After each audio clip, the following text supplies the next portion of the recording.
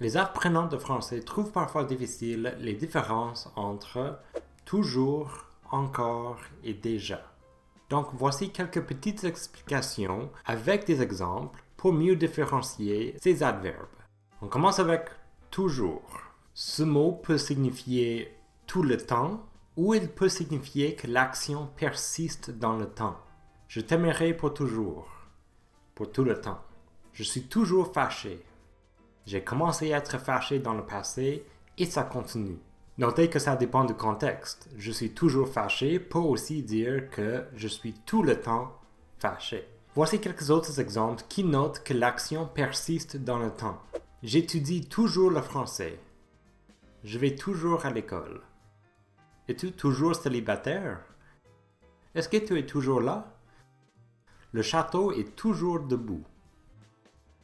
Le mot toujours peut aussi marquer le fait que l'action se répète souvent. Par exemple, il mange toujours du spaghetti au resto. Ça veut dire que chaque fois qu'il va au resto, il commande la même chose. Maintenant, le mot encore. Encore peut aussi signifier que l'action persiste dans le temps, comme le mot toujours. Et ça, c'est pourquoi c'est parfois possible d'interchanger les mots toujours et encore dans une phrase. Par exemple, je suis encore fâché. Donc, j'ai commencé à être fâché avant et ça persiste, même maintenant. Comme la phrase je suis toujours fâché. Mais encore peut aussi signifier une répétition. Et cette fois-ci en signifiant une fois de plus. Par exemple, il pleut encore. Ça veut dire qu'il a plu avant. Et maintenant, une autre fois, il pleut. Il est encore arrivé en retard.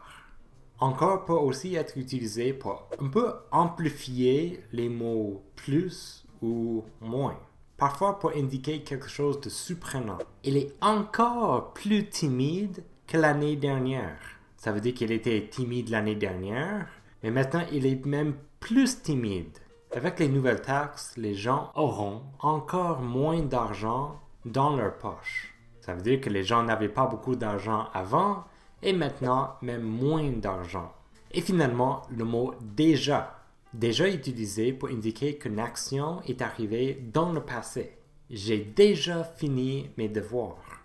Ça veut dire que j'ai fait mes devoirs. Donc maintenant je peux aller au parc, par exemple. Je suis déjà allé à la citadelle de Québec. Donc, je suis allé dans le passé, donc j'ai quelques connaissances sur ce sujet. Et mettons que quelqu'un vous offre quelque chose à manger, mais là, vous n'avez pas faim parce que vous avez mangé dans le passé, vous pouvez dire « Oh non, merci, j'ai déjà mangé ». Et disons que tu as dit à quelqu'un que tu allais acheter un billet, mais ils ne sont pas sûrs si vous l'avez acheté ou non. Ils peuvent vous demander peut-être « Est-ce que tu as déjà acheté le billet ?»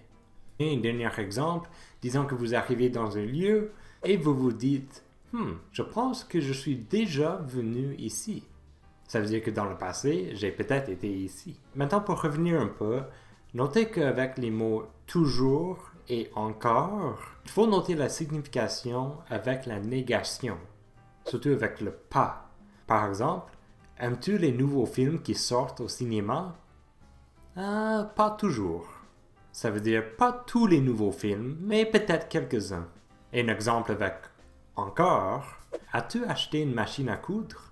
Pas encore. Ça veut dire que je vais l'acheter, j'ai le projet de l'acheter, mais je ne l'ai pas fait jusqu'à présent.